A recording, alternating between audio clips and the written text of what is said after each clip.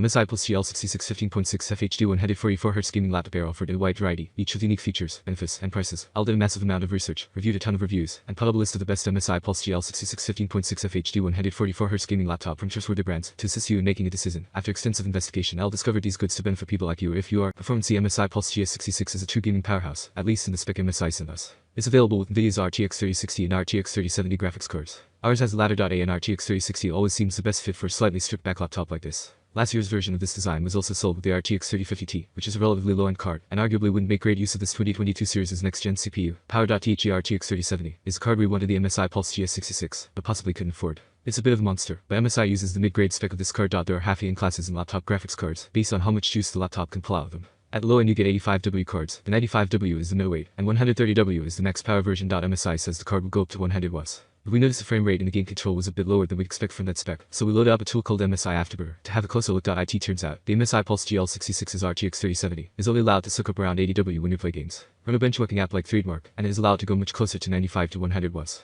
And that, folks, is a bit cheeky. We played around with the various performance settings, tried out a full blast fan mode, but 80W does seem to be the card's natural resting place, with occasional peaks above. This is a little distinct as 80W is the power you expect from a slightly thinner and lighter model, and the rival Lenovo 5i Pro can head up to 125W. According to Lenovo at least, there are no such issues with the Intel Core i7-12800H CPU, which is a monster processor.